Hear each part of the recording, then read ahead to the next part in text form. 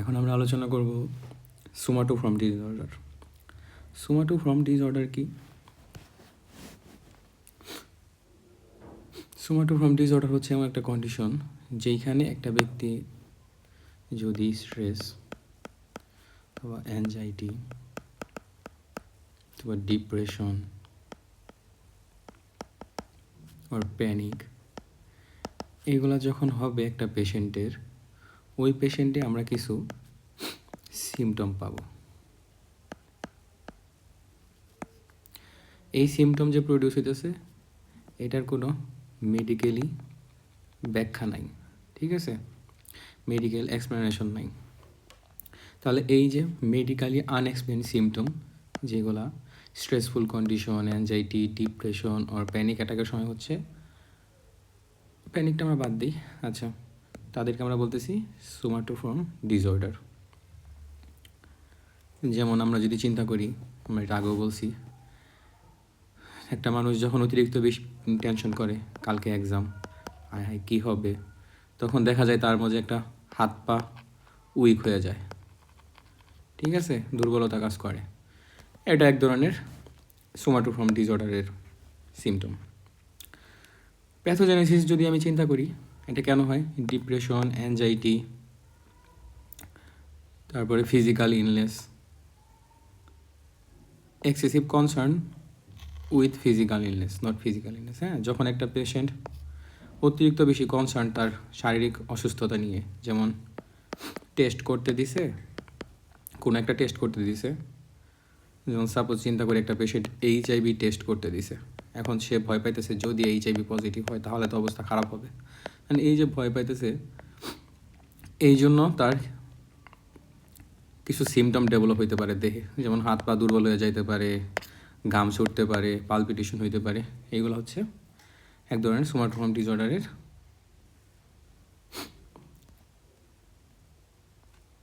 Criteria.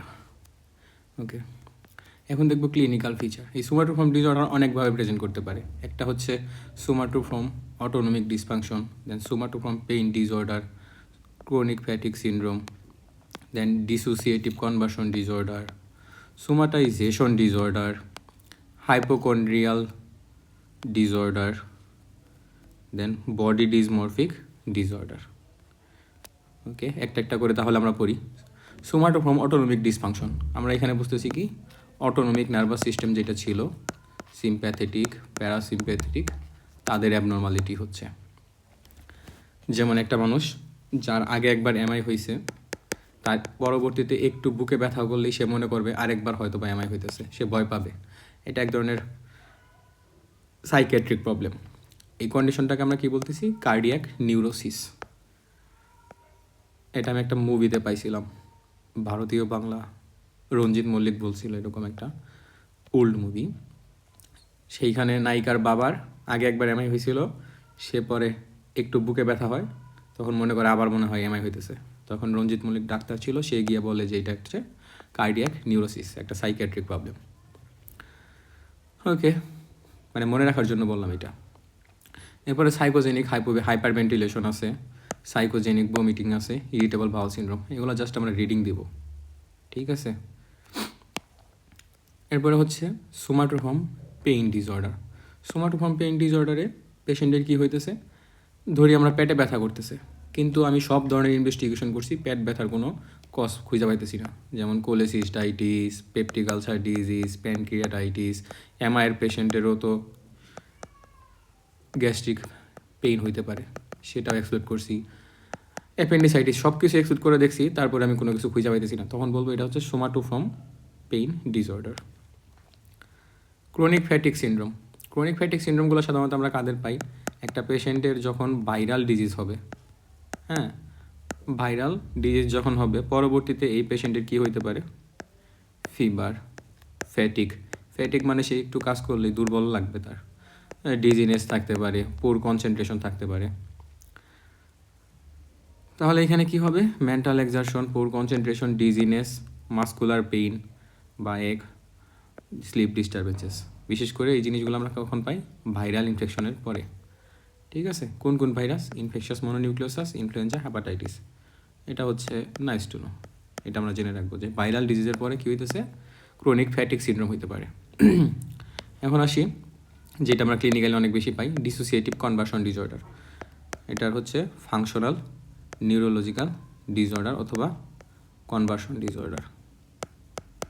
বেশিরভাগ ক্ষেত্রে কারা আসে, ইয়াং একটা ফিমেল আসছে, সে কী করতে পারে না, ফ্যামিলির পার্সনরা হিস্ট্রি দেয়, কি হিস্ট্রি দেয় যে অনেক লম্বা সময় ধরে সে কী করতেছে না, মানে একদিন বা 1 ঘন্টা 3-4 ঘন্টা ধরে সে আনকনশাস, ঠিক আছে, অজ্ঞান হয়ে গেছে, খিঁচুনি হয়,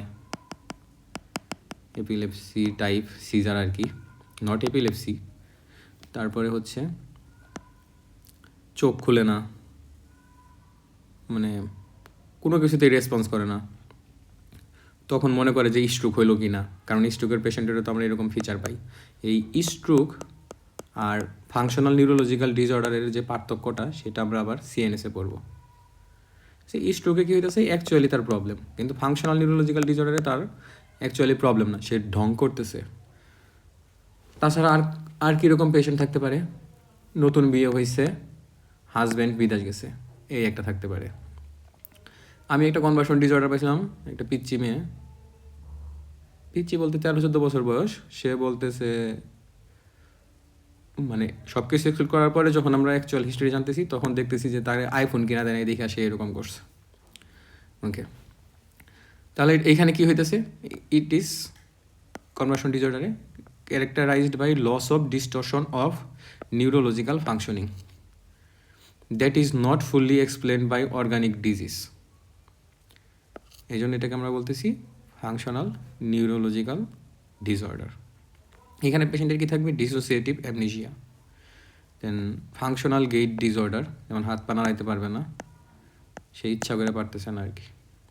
তারপরে ডিসোসিয়েটিভ ব্লাইন্ডনেস, সে চোখে দেখতেছে না, দেখতেছে কিন্তু আমাকে বলবে চোখে দেখতেছে না, তার সব কিছু মনে আছে তারপরে বলবে মনে নাই। সে হাঁটতে পারে বাট ইচ্ছা করে বলবে আমি হাঁটতে পারতেছি না, হাঁটতে দিলে পড়া যাবে এরকম। এই ট্রিটমেন্ট কী দেবো, কগনিটিভ বিহেভিয়ার থেরাপি। তাহলে এইটা আমরা রিডিং দেব, এটা দরকার আছে। এই বক্সটা ইম্পর্টেন্ট, এমসিকিউ আকার আসতে পারে বা ক্লিনিক্যালি জানার জন্য ইম্পর্টেন্ট। যে কমন প্রেজেন্টেশন অফ ডিসোসিয়েটিভ বা কনভার্সন ডিসঅর্ডার, পেশেন্টের গেট ডিস্টারবেন্সেস থাকবে, হাঁটতে পারবে না, loss of function in the limb, aphonia, কথা বলবে না, চোখে দেখবে না, তারপরে হচ্ছে নন এপিলেপটিক সিজার। তাহলে এই সবগুলাই সে কী করতেছে, অ্যাক্টিং করতেছে, অ্যাকচুয়ালি তার এইগুলো প্রবলেম না, সে অ্যাক্টিং করতেছে। ওকে, তাহলে এখানে একটা কথা বলছে নন এপিলেপটিক সিজার, তাহলে এটা আমরা পার্থক্য করতে হবে, এপিলেপটিক সিজার আর নন এপিলেপটিক সিজারের মধ্যে পার্থক্য কী। একটা বা দুইটা পয়েন্ট যদি আমি মনে রাখি, সেটা হচ্ছে টাং বাইট। এপিলেপটিক ফিচারে মানে এপিলেপটিক সিজারে টাং বাইট হবে। আমরা যদি ধরি, এটা একটা টাং যদি ধরি, এটা টাঙের অগ্রভাগ আর এটা হচ্ছে বেস, সাপোজ এই টাঙের অগ্রভাগ আর বেস, আর এটা হচ্ছে ল্যাটারাল পার্ট। সাধারণত এপিলেপটিক পেশেন্টের ক্ষেত্রে এই ল্যাটারাল পাশে বাইটিং থাকবে, দুই পাশেই দাঁত দিয়ে জুড়ে কামড় দেবে, এই জন্য এখানে ছিঁড়া যাবে। বাট নন এপিলেপটিক পেশেন্টে এটা জীবনেও হবে না। নন এপিলেপটিক পেশেন্টে জিব্বার সেন্টারে হয়তো বা সে ইচ্ছা করে কামড় দিয়ে ছিঁড়া ফেলতে পারে, ঠিক আছে, এটা থাকতে পারে, কিন্তু ল্যাটারাল টাং বাইট থাকবে না। আরেকটা পয়েন্ট হচ্ছে সে বিছানায় প্রস্রাব পায়খানা করে দিতেছে, এটা হচ্ছে এপিলেপটিক সিজার হইতে পারে। নন এপিলেপটিক সিজারও প্রস্রাব করতে পারে অনেক সময়, হালকা একটু ম্যাচুরেশন করতে পারে, কিন্তু ফিসেস পাস করবে না। তাহলে মেন পার্থক্যটা করবো কীভাবে, টাং বাইটিংয়ের মাধ্যমে। ল্যাটারাল টাং বাইট থাকবে এপিলেপটিক সিজারে। এরপরের পয়েন্টটা হচ্ছে কি, সোমাটাইজেশন ডিসঅর্ডার। সোমাটাইজেশন ডিসঅর্ডার কি, একটা পেশেন্ট আমার কাছে আসছে, সে বারবার হাসপাতালে আসতেছে, কেন, তার আসলে পেট ব্যথা, সে ঢং করতেছে না, তার আসলেই পেট ব্যথা আছে, কিন্তু আমি কোনো কিছু করেই এক্সক্লুড করতে পারতেছি না যে পেট ব্যথাটা কেন হচ্ছে, ঠিক আছে। তখন এই পেশেন্টকে কী করে, অনেক সার্জনরা আমাদের দেশে তো সুযোগ পাইলে অ্যাপেন্ডিসেক্টমি করে, আর কোলেসিস্টেক্টমি, থাকুক আর না থাকুক, টাকা অপারেশন করলেই। সো তখন দেখা যায় ডাক্তাররা কী করে ফেলে, ভুলবশত এর কোলেসিস্টেক্টমি অথবা হিস্টেরেক্টমি অথবা অ্যাপেন্ডিসেক্টমি এগুলো করে ফেলছে, করে ফেলার পরেও দেখা যায় যে না, তার ওই আগের ব্যথাটা রয়েই গেছে। তো এই ধরনের সিনড্রোমকে বলবো ব্রিকুয়েট সিনড্রোম, জেনে রাখবো। Nice to know. তাহলে এখানে কি বলছে, মাল্টিপল মেডিকেলি আনএক্সপ্লেন্ড ফিজিক্যাল সিমটম থাকবে পেশেন্টের, এটাকে বলতেছি ব্রিকুয়েট সিনড্রোম। যেটা কাদের বেশি হয়, মেয়েদের বেশি হয়, এবং আননেসেসারি হিস্টেরেক্টমি এবং কোলেসিস্টেক্টমি করে ফেলে ডাক্তাররা, যেখানে সব ইনভেস্টিগেশন নেগেটিভ, মানে পজিটিভ কোনো ফাইন্ডিং পাই না ইনভেস্টিগেশন সবগুলাই নর্মাল। ওকে, তারপরে হচ্ছে হাইপোকন্ড্রিয়াল ডিসঅর্ডার। হাইপোকন্ড্রিয়াল ডিসঅর্ডার কি, পেশেন্ট স্ট্রংলি বিলিভ করবে যে তার হয়তো বড় কোনো অসুখ হয়েছে, যেমন ব্রেন টিউমার, ক্যান্সার, ঠিক আছে, ফ্যাটাল কোনো ডিজিজ হয়েছে, যেগুলোর জন্য সে মারা যাবে খুব শীঘ্রই। এই জন্য সে বারবার হাসপাতাল আসে, বারবার পরীক্ষা করে, পরীক্ষাগুলো বারবার নর্মাল হয়, তারপরেও সে পায় না, মানে সিউরিটি পায় না, সে মনে করে না তার অসুখ হয়েছেই, ডাক্তাররা ধরতে পারতেছে না। তাহলে এই দুটার মধ্যে পার্থক্যটা কি, সোমাটাইজেশন ডিসঅর্ডারে পেশেন্টের আসলেই পেট ব্যথা ছিল, কিন্তু আমি কজ খুঁজে পাইতেছিলাম না। হাইপোকন্ড্রিয়াল ডিসঅর্ডার কি হইতেছে, তার কোনো ডিজিজ নাই, কিন্তু পেশেন্ট মনে করতেছে আমার ডিজিজ আছে। এটাকে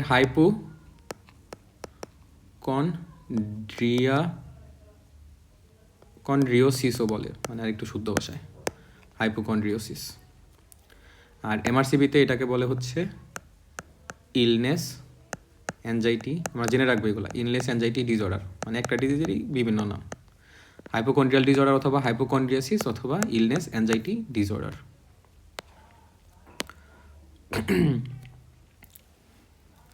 এই পেশেন্টগুলোর ট্রিটমেন্ট কী দেবো, কগনিটিভ বিহেভিয়ার থেরাপি।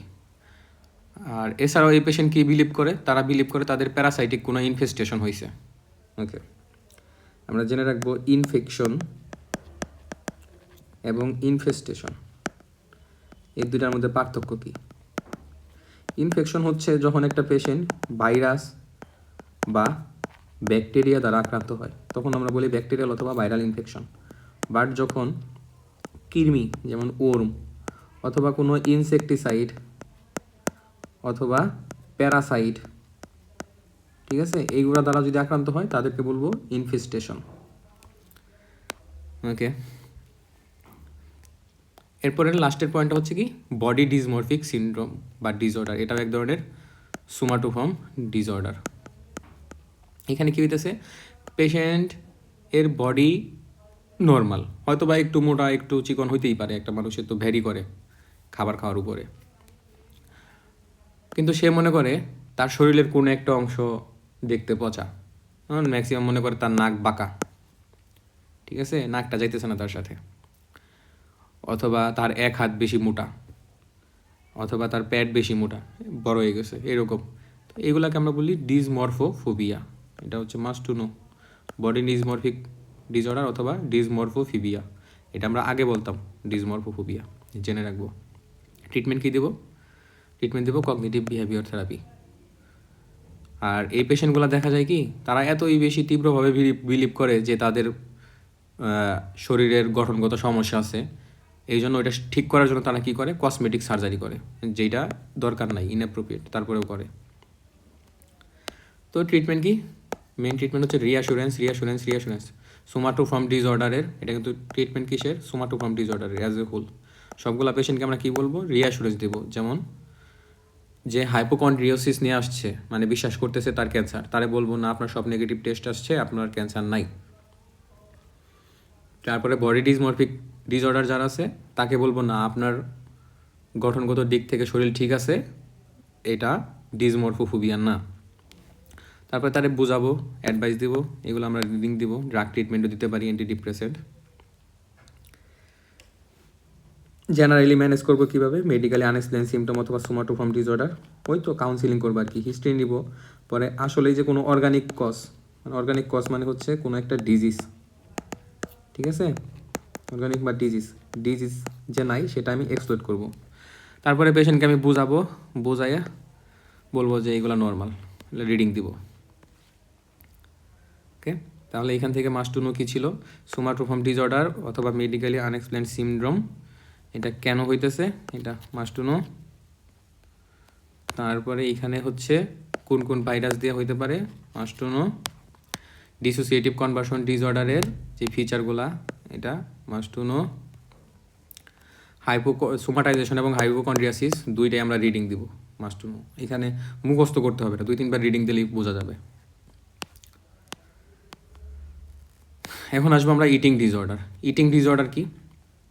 একটা সাইকিয়াট্রিক প্রবলেম যেটার সাথে খাবারের সম্পর্ক আছে। কেমন? যেমন সে কম খাচ্ছে অথবা খাইলেও সেটা বমি করে ফেলে দিচ্ছে,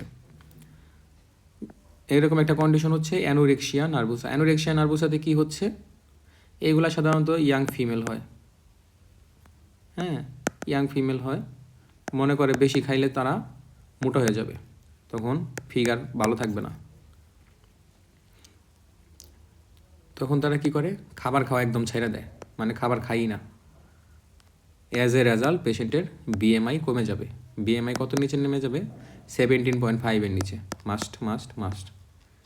এই একটা সিম্পল ওয়ার্ড দিয়া অনেক কোশ্চেন আসতে পারে, এটা জানতেই হবে। অ্যানোরেক্সিয়া নার্ভোসাতে বিএমআই 17.5-এর নিচে থাকে। ক্লিনিক্যাল ফিচারের মধ্যে কী পাবো? রিডিং দেবো। পেশেন্টের ওয়েট লস হবে, স্বাভাবিক, সে যেহেতু খাচ্ছে না এই জন্য তার ওয়েটটা লস হবে। এরপরেও যদি যে খাবারগুলো খাইছে সেগুলো খাওয়ার পরেও সে বিঞ্জিং করবে, পার্জিং, হাত দিয়ে মুখের ভিতরে করবে, মানে ইরিটেট করবে যাতে বমি পায়, এবং অথবা সে কী করবে? অতিরিক্ত পরিমাণে ব্যায়াম করবে যাতে যেগুলো খাইছে খাবার সেগুলো মেটাবলিজম হয়ে যায় তাড়াতাড়ি, শরীরে না জমে। এই জন্য এই পেশেন্টগুলোর আমরা কি পাবো? ডাউনি হেয়ার অথবা লানুগো হেয়ার। ডাউনি হেয়ার অথবা লানুগো হেয়ার কোথায় পাবো? তাদের ব্যাকে, পিঠে এবং গালে। ডাউনি অথবা লানুগো হেয়ার কি? একটা বাচ্চা যখন জন্ম হয় তারপরে কিছুদিন সময় পর্যন্ত বাচ্চার শরীরে যেই সাদা সাদা লোমগুলো থাকে, ঠিক আছে, বা সাদা হেয়ার সারা শরীরে, মাথায় না আর কি, সারা শরীরে যেটা থাকে হেয়ার, এগুলো দেখতে কেমন? হোয়াইট। তারপরে এগুলো কি? পাতলা বা থিন। এই হেয়ারগুলোকে বলতেছি আমরা লানুগো হেয়ার অথবা ডাউনি হেয়ার। তো এরকম হেয়ার পাবো আমরা অ্যানোরেক্সিয়া নার্ভোসা পেশেন্টের, এটাও মাস্ট টু নো লাইন। এছাড়া যেহেতু সে খাবার খাচ্ছে না, খাবার যখন কম খাবে তখন তার নিউট্রিশন কম হচ্ছে, মানে শরীর নিউট্রিশন কম পাচ্ছে, ক্যালসিয়াম কম পাচ্ছে। ক্যালসিয়াম হচ্ছে বোনসে থাকে, বোনসের 99.7% মনে হয় সাবস্টেন্সই তো ক্যালসিয়াম। তো ক্যালসিয়াম যেহেতু কম তখন বোন কী করবে? ইজিলি ফ্র্যাজাইল হবে। বোন ইজিলি ফ্র্যাজাইল, এই কন্ডিশনটাকে আমরা কি বলি? মানে বোন যদি অতি সহজেই ভেঙে যায়, অস্টিওপোরোসিস। তাহলে অ্যানোরেক্সিয়া নার্ভোসার পেশেন্টের কী হবে?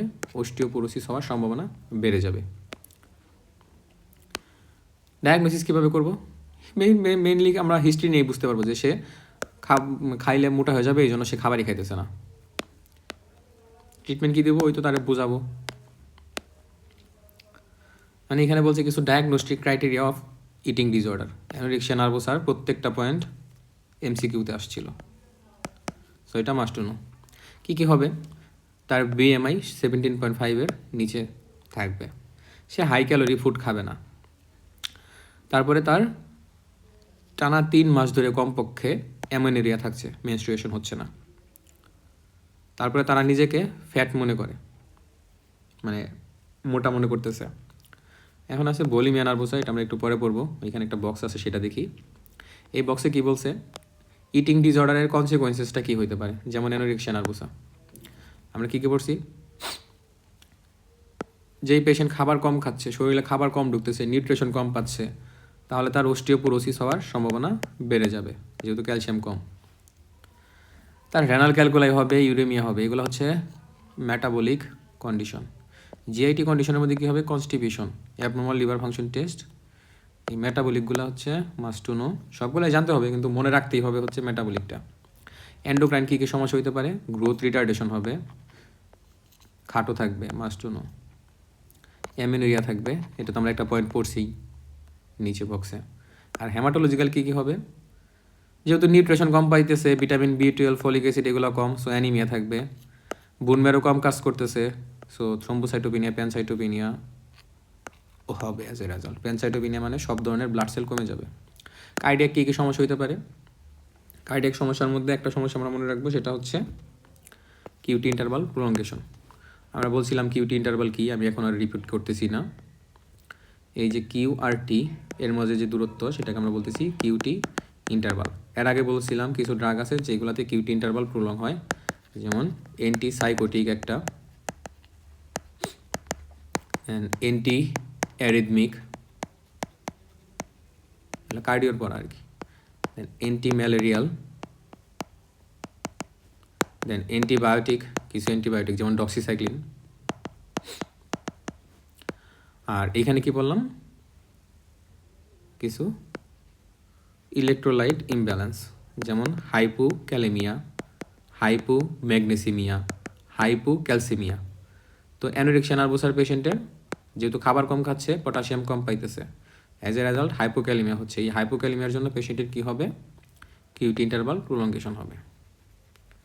ওকে, তাহলে হাইপোক্যালেমিয়া, হাইপোম্যাগনেসিমিয়া, হাইপোক্যালসিমিয়া এগুলোতে কী হয়, কিউটি ইন্টারভাল প্রলং হয়। তাহলে অনুরূপভাবে একটা পেশেন্টের কিউটি ইন্টারভাল শর্ট হবে কখন, যখন পেশেন্টের উল্টা জিনিস থাকবে, মানে hyperkalemia, hypermagnesemia, hypercalcemia. এগুলো হচ্ছে মাস্ট টু নো লাইন। কার্ডিওতে আবার রিপিট করবো আমরা। ওকে, এখন আসি ভলিমিয়া নার্ভোসা। ভলিমিয়া নার্ভোসা মানে কি, সে খাবার খাবে, অনেক খাবার খাবে, কিন্তু খাবার খাওয়ার পরে সে বলবে হ্যাঁ খায়া ফেলছি, বেশি মোটা হয়ে যাবো। এই জন্য সে দুইটা কাজ করতে পারে। এক, ল্যাক্সেটিভ। ল্যাক্সেটিভ আমরা জানি কি, পেরিস্টালসিস অ্যাক্টিভিটি বাড়াই দিতেছে, অথবা ফুড এনি হাউ, মানে অসমোটিক গ্রেডিয়েন্টের মাধ্যমে অথবা অন্য কোনো প্রসেসের মাধ্যমে তাড়াতাড়ি ফুডটাকে পেট থেকে মানে বের করে দিচ্ছে স্টুলের মাধ্যমে, তো খাবার আর অ্যাবজর্পশন হইতে পারতেছে না। তো ল্যাক্সেটিভ খাবে তারা, অথবা তারা কি করবে, ডাইউরেটিক খাবে। ঠিক আছে, ডাইউরেটিক্স খাইলে কি হইতেছে, শরীর থেকে ফ্লুইড বেশি বেশি বের হয়ে যাচ্ছে। এই ফ্লুইডেই তো আয়ন অ্যান্ড ইলেকট্রোলাইটস ছিল, তো সাথে সাথে ফ্লুইডের সাথে এইগুলোও বের হয়ে যাবে। সো এইগুলো শরীরে জমতে পারবে না, পেশেন্টের ওয়েট গেন হবে না। তাহলে অ্যানোরেক্সিয়া নার্ভোসা, বুলিমিয়া নার্ভোসার মধ্যে একটা পার্থক্য যদি মনে রাখতে হয়, দুটার মধ্যে ক্লিনিক্যাল ফিচার অলমোস্ট সেম, কিন্তু বুলিমিয়া নার্ভোসাতে বিএমআই মোর দ্যান 17.5 আর অ্যানোরেক্সিয়া নার্ভোসাতে লেস দ্যান 17.5। একটা লাইন যদি মনে রাখতে হয়, সেটা এটা মনে রাখতে হবে। সো এখানে বিএমআই থাকবে নেয়ার নর্মাল। আর ফিজিক্যাল সাইনের মধ্যে কি পাইতে পারি, ওকে, এটা আমরা একটু জেনে রাখি। ফিজিক্যাল সাইনের মধ্যে পেশেন্ট কি করতেছে, এটা ধরি আমার স্টোমাক যদি ধরি,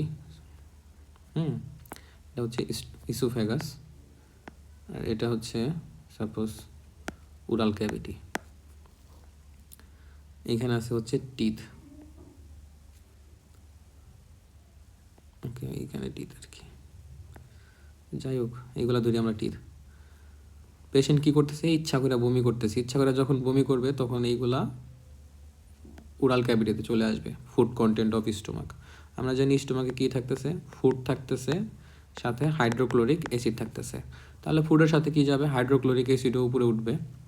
এই হাইড্রোক্লোরিক অ্যাসিডগুলা একবার দুবার আসলে সমস্যা নাই, মানে পাওয়ারফুল হাইড্রোক্লোরিক অ্যাসিড তো আর আসবে না, একটু কম পাওয়ারফুলগুলো আর কি, সেগুলো এসে এই যে টিথ, এই টিথগুলারে ক্ষয় করবে। ঠিক আছে, ওকে, টিথগুলারে ক্ষয় করলো। আরেকটা কী হচ্ছিল, সে ইচ্ছা করে বমি করতেছিল, ইচ্ছা করে বমি যখন করবে, আমরা এগুলা ছবি দেখাবো পরবর্তীতে। ইচ্ছা করে যখন বমি করবে, এই হাতের আঙুলগুলা সে মুখের ভিতরে ঢুকাবে, যখন মুখের ভিতরে ঢুকাবে দাঁতের সাথে হাতের আঙুলগুলা বারবার কি করবে, দাঁতের স্পর্শে আসবে, এবং দাঁতের মাধ্যমে হাতের যে ডরসাল, এটা দুটি হাতের পিঠ আর কি, ডরসাল সারফেস। একটা মানুষ যখন মুখের ভিতরে হাত ঢুকায়, সে তখন তো পামার সারফেস নিচের দিকে থাকে আর ডরসাল সারফেস উপরের দিকে থাকে, মানে ডরসাল সারফেসটা মুখের উপরের পাটির দাঁতের সংস্পর্শে আসতেছে, বারবার ঢুকাইতেছে মুখের ভিতরে, তখন ওই চামড়াটা দাঁতের সাথে সংঘর্ষ লেগে একটু একটু করে কি হচ্ছে, ক্ষয় হচ্ছে। তখন এরকম স্পট পাবো আঙ্গুলের পিছনে, ঠিক আছে? এটাকে বলি হচ্ছে রাসেল সাইন, রাসেল ভাইপার না আবার, হ্যাঁ, রাসেল সাইন। আর দাঁত যে ক্ষয় হইতেছে এটাকে কি বলে? পিটেড টিথ বলে। তাহলে ফিজিক্যালি যদি দেখি একটা পেশেন্টকে কী পাবো? রাসেল সাইন পাবো। কোথায়? ক্যালাসেস অন নাকল, ঠিক আছে? ক্যালাসেস বলতে ওই যে হাত যে ক্ষয় হইতেছিল, ক্ষয় হওয়ার পরে তো এখানে ইনফ্লামেশন হবে, ইনফ্লামেশন হয়ে স্কার ফর্মেশন হবে, তখন এরকম থিক থিক কিছু স্পট পাবো হাতের মধ্যে, ওইগুলোকে বলতেছি কি? রাসেল সাইন। আর দাঁতগুলা ক্ষয় হয়ে যাচ্ছে একটু একটু করে, পিটেড টিথ। কেন? গ্যাস্ট্রিক অ্যাসিডের জন্য। এছাড়াও প্যারোটিড গ্ল্যান্ড এনলার্জমেন্ট পাইতে পারি। ইনভেস্টিগেশন কী করব? যেহেতু আমার বারবার বমি করতেছে, ইলেকট্রোলাইট ইমব্যালেন্স হতে পারে, কারণ বমি করলে কি হইতেছে? সোডিয়াম পটাশিয়াম এগুলো শরীর থেকে বের করে দিচ্ছে। তো এই পেশেন্টের হাইপোক্যালেমিয়া হইতে পারে, হাইপোনেট্রিমিয়া হইতে পারে। হাইপোক্যালেমিয়া যদি হয়, আমরা জানি হাইপোক্যালেমিয়া কী করে? কিউটি ইন্টারভাল প্রলঙ্গেশন করে। এছাড়াও যখন একটা পেশেন্ট বমি করতে চায়, মানে ইচ্ছা করে নিজে থেকে বমি করতে চায়, তখন সে এরকম করে না, মানে ওয়াক ওয়াক করে একটা সাউন্ড করে, অনেক ফোর্স দেয়। যখন অনেক ফোর্সফুলি বমি করতে চায়, যেমন এরকম এরকম করে না, তো এরকম ফোর্সফুল যে পাওয়ার খাটাইতেছে সে ইসোফেগাসের আশেপাশে, এই জন্য ইসোফেজিয়াল রাপচার হইতে পারে, অথবা ম্যালোরি ওয়েস টিয়ার হইতে পারে। এগুলো আমরা জিআইটিতে পড়বো। ম্যালোরি ওয়েস টিয়ার কি, ইসোফেজিয়াল রাপচার তো আমরা বুঝতেছি খাস বাংলায়। তো তখন এই পেশেন্টের আমার অ্যান্ডোস্কোপি করা লাগতে পারে, দেখার জন্য যে ইসোফেজিয়াল রাপচার অথবা ম্যালোরি ওয়েস টিয়ার আছে কি না। তাহলে এইগুলো আমরা জেনে রাখবো। এটা হচ্ছে মাস্ট টু নো, হাইপোক্যালেমিয়া হতে পারে, অ্যান্ডোস্কোপি করবো, নাইস টু নো। কেন অ্যান্ডোস্কোপি করি? পলিমিয়াল নার্ভাস পেশেন্টের ট্রিটমেন্ট কী দেবো? Cognitive behaviour therapy. এখানে বক্সের মধ্যে একটু বাকি ছিল, বুলিমিয়া নার্ভাসাতে। তাহলে পেশেন্টের কী হইতেছে? Recurrent bout of binge eating. Binge মানে হচ্ছে অনেক বেশি খাইতেছে এবং বারবার, তাহলে বারবার সে অনেক বেশি খাবার খাবে। খাবার খাওয়ার পরে ভাববে হে আমি তো মোটা হয়ে যাবো, তখন সে কী করবে? ইচ্ছা করে বমি করবে, সেলফ ইনডিউস ভমিটিং, পারগেজিং, পারগেশন, দেন হচ্ছে ডায়েটিং আফটার বিঞ্জেস। কিন্তু তাদের ওয়েট বিএমআই নর্মাল থাকবে, এবং যখন সে খাবার দেখবে তখন সে কন্ট্রোল করতে পারবে না, আবারই খাবে, ঠিক আছে? এরপর হচ্ছে পার্সোনালিটি ডিসঅর্ডার। এখান থেকে তেমন একটা কোশ্চেন আসে না, শুধু আমরা জেনে রাখবো প্যারানয়েড পার্সোনালিটি হচ্ছে মানে ব্যক্তিত্ব। প্যারানয়েড ব্যক্তিত্বের মানুষ তারা খালি সন্দেহ করবে পার্টনারকে। আর সিজোটাইপাল কি? একা একা থাকতে পছন্দ করে।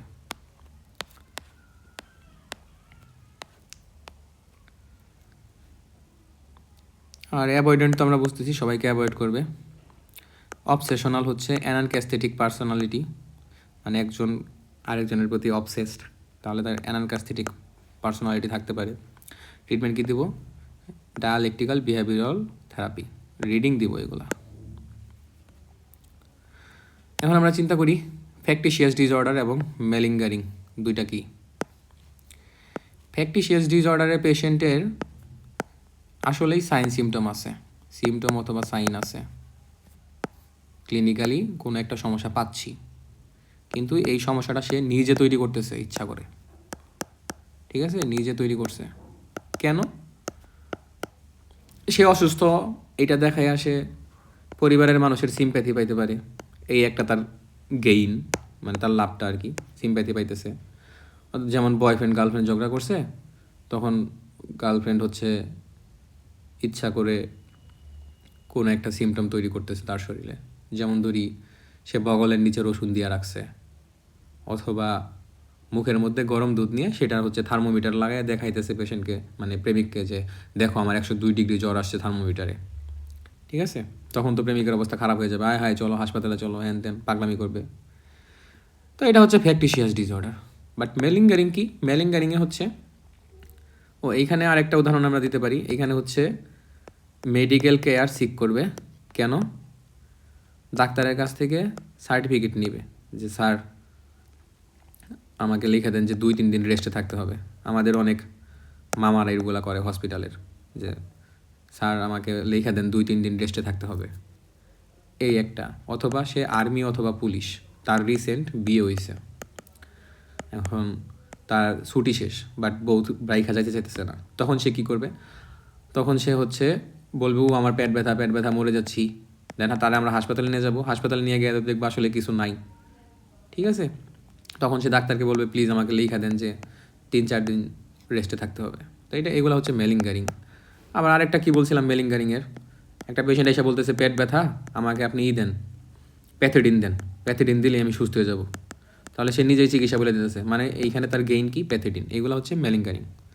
ওকে, এগুলো আমরা বোঝার জন্য বললাম। দেখি বইয়ে কী লেখছে। বইয়েও সেম জিনিসই লেখছে। ফ্যাক্টিশিয়াস ডিসঅর্ডারের পেশেন্টে কী হইতেছে? রিপিটেটিভ এবং delivered production of sign and symptom. বারবার সাইন সিমটম তার ডেভেলপ করতেছে। কেন? মেডিকেল কেয়ার গেইনের জন্য। যেমন সে গরম পানির মধ্যে থার্মোমিটার ডুবাইয়ে ফিভারের নাটক করতে পারে। এখন ফ্যাক্টিশিয়াস ফিভার আমরা কীভাবে বুঝবো? সেটা আবার ইনফেকশাস ডিজিজ একটা সুন্দর বক্স আছে, সেটা আমরা দেখবো যখন পড়ব। এরপরে হচ্ছে একটা স্পেসিফিক কন্ডিশন নিয়ে আলোচনা করছি, এটা হচ্ছে মুনচাউসেন সিনড্রোম। মজার জিনিস, আমরা রিডিং দিব জাস্ট। এই পেশেন্টগুলা হিস্ট্রি দিবে গত 10 বছর ধরে ডাক্তার দেখাইতেছে। এটা মাস্ট, 5 থেকে 10 বছর একটা হিস্ট্রি থাকবে। এত দিন ধরে সে ডাক্তার দেখাচ্ছে এবং সে হাসপাতালে বারবার আসে, মানে ডাক্তাররা সবাই তারা দেখলেই চিনে, এবং আইসা পাগলামি করে যে আমার রোগ আপনারা ধরতে পারেন না, হ্যান তেন আবিজাবি। এবং সে বারবার ভিজিট করতেছে এবং এক ডাক্তারকে দেখায় এখান্ত না, হাজার হাজার ডাক্তার দেখাইতেছে। এটা হচ্ছে মুনচাউসেন সিনড্রোমের পেশেন্ট। পেশেন্ট এত বেশি ড্রামা করবে হাসপাতালেই আইসা যে তারে কখনো ভোলা যাবে না, সারা জীবন মনে থাকবে তারে।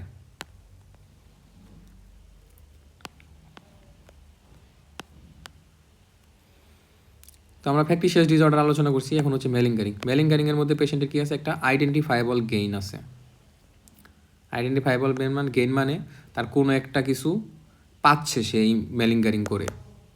ঠিক আছে, যেমন ছুটি পাইতেছে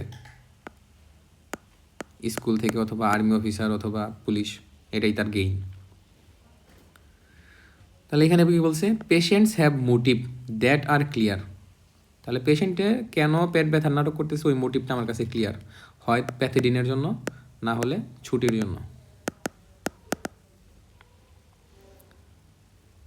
টু দেম, তারা জানে তারা কেন করতেছে।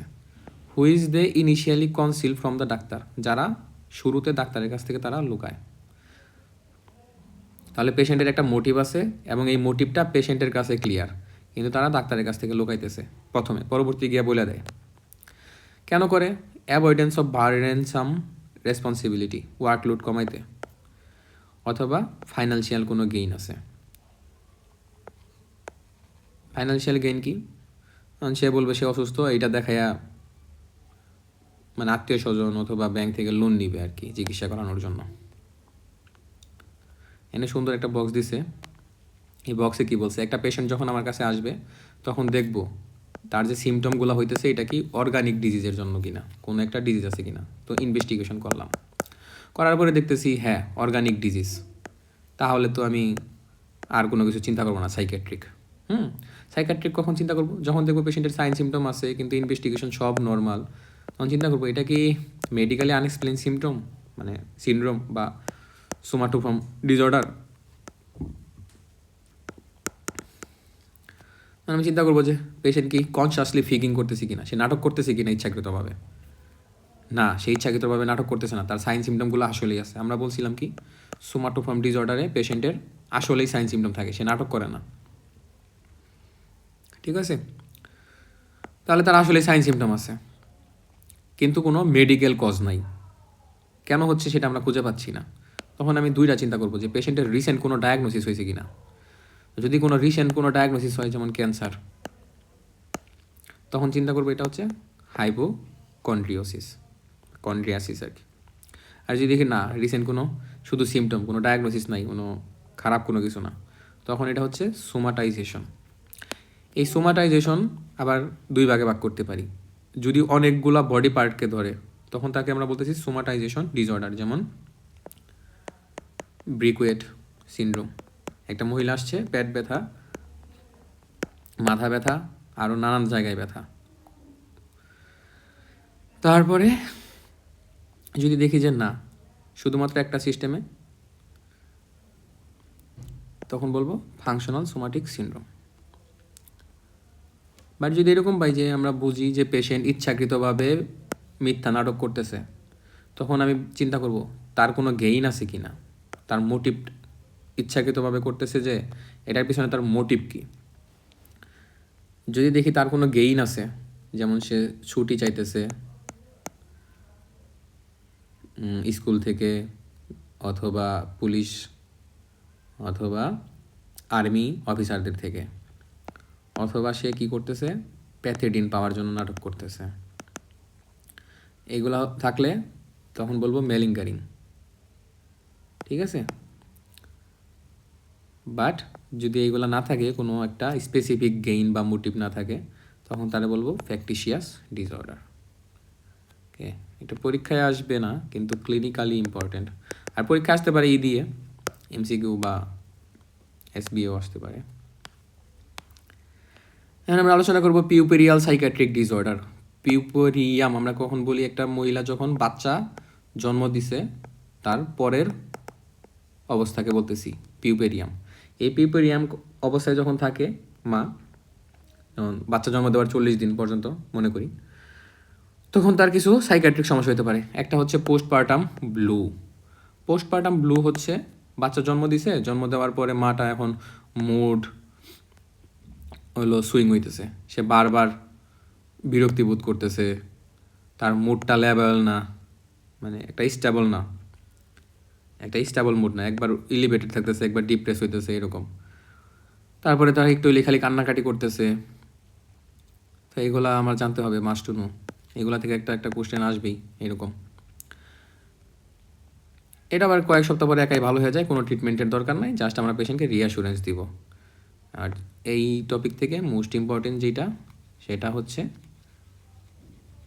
বাচ্চা জন্ম দেওয়ার 4 দিনের মাথায়, 4th ডে, 4 দিনের মাথায় অথবা 4 দিনের ভিতরে এই জিনিসগুলো হইলে তাকে আমরা বলবো পোস্টপার্টাম ব্লু। বাট যদি এমন হয় যে পেশেন্ট এক্সেসিভ ওরি করতেছে, সে ডিপ্রেশনে ভুগতেছে, এবং এই যে মাটা সে আগে থেকেই ডিপ্রেশনের রুগী ছিল, অথবা তার পরিবারের কেউ ডিপ্রেশনের রুগী, ঠিক আছে, সে কোনো কিছুতেই শান্তি পাচ্ছে না, মানে শান্তি পাচ্ছে না বলতে আনন্দ পাচ্ছে না, তাকে বলতেছি আমরা অ্যানহেডোনিয়া। কোথায় থাকে? ডিপ্রেশনে। তার মাথায় নেগেটিভ চিন্তা ভাবনা কাজ করতেছে, আগেও একবার পোস্টপার্টাম ডিপ্রেশন হয়েছিল, অথবা অ্যান্টিনেটাল, যখন বাচ্চা মায়ের পেটে ছিল তখনও সে ডিপ্রেশনে ভুগতেছিল। এই পেশেন্টগুলোর কি হইতে পারে? পোস্টপার্টাম ডিপ্রেশন হইতে পারে। অ্যান্টিডিপ্রেসিভ ড্রাগ দিলেই হবে। কখন হয়? Within a month, must to know. আর এই জিনিসগুলো নাইস টু নো। তাহলে মাস্ট টু নো লাইন কি? 1 মাসের ভিতরে হবে ডিপ্রেশন, এটা হচ্ছে পোস্টপার্টাম ডিপ্রেশন। আরেকটা ইম্পর্ট্যান্ট টপিক হচ্ছে পিউপেরিয়াল সাইকোসিস। তো এখানে কি থাকতেছে পেশেন্টের? সাইকোসিস। সাইকোসিস মানে আমরা জানি lack of insight, delusion, hallucination.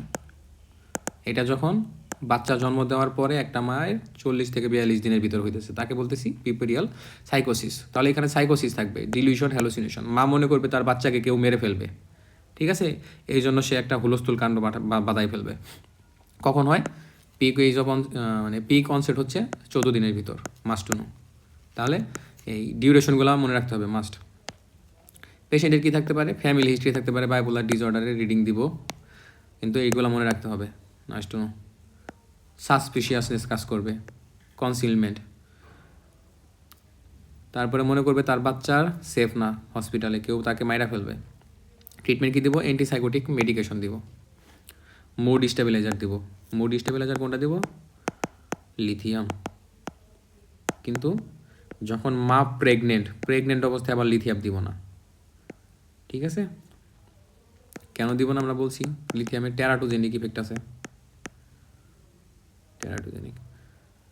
Teratogenic ড্রাগগুলো সাধারণত 2 থেকে 10 সপ্তাহের ভিতরে, বাচ্চার বয়স যখন পেটের ভিতরে 2 থেকে 10 সপ্তাহ, তখন বাচ্চার ডেভেলপমেন্টাল সমস্যা করে যেই সকল ড্রাগ, তাদেরকে বলতেছি টেরাটোজেনিক ড্রাগ। এরকম একটা ড্রাগ হচ্ছে লিথিয়াম। প্রেগনেন্ট মহিলাকে আমরা লিথিয়াম দিব না, তাহলে তাদের কী দিব? অন্য অ্যান্টিসাইকোটিক ড্রাগ, যেমন ক্লোরপ্রোমাজিন। তাহলে এখানে তাই বলছে যে সাইকাট্রিক ডিসঅর্ডার ডিউরিং প্রেগনেন্সি, প্রেগনেন্সির সময় যদি সাইকোট্রিক ডিসঅর্ডার হয় তাহলে আমরা কী দিব না? লিথিয়াম দিব না, কী দিব? ক্লোরপ্রোমাজিন। এগুলো মাস্ট টু নো। আর পিউপেরিয়াল সাইকোসিস যদি হয় তাহলে মা এবং বাচ্চার জন্য অনেক হাই যে হসপিটালগুলা, সেইগুলাতে আলাদা ওয়ার্ড আছে, psychiatric mother and baby unit আছে, ওইখানে অ্যাডমিশন দিব। তাহলে পিউপেরিয়াল সাইকোসিস থেকে মাস্ট টু নো হচ্ছে 2 উইকস, এটা সাসপিশিয়াসনেস, কনসিলমেন্ট এগুলো থাকবে, must to no. Antipsychotic drug দেবো, মুড ডিস্টেবিলাইজার দেবো। ওকে,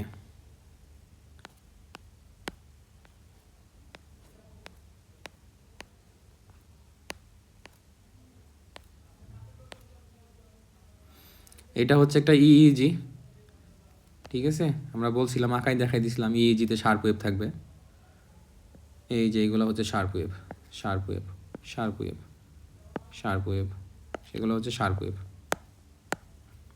এটা কিন্তু ইসিজি না, ইইজি, ইলেকট্রোএনকেফালোগ্রাম। আর এইখানে দেখাইছে হচ্ছে পিটেড টিথ, এই যেমন এই যে এইখানে দাঁতের কত ঘন না, বাট এইখানে দেখা যাইতেছে একটু পাতলা হয়ে গেছে, এই যে পাতলা হয়ে গেছে কেন? এসিড আইসা ধ্বংস করতেছে, সাদা সাদা হয়েছে না পাতলা। ওকে,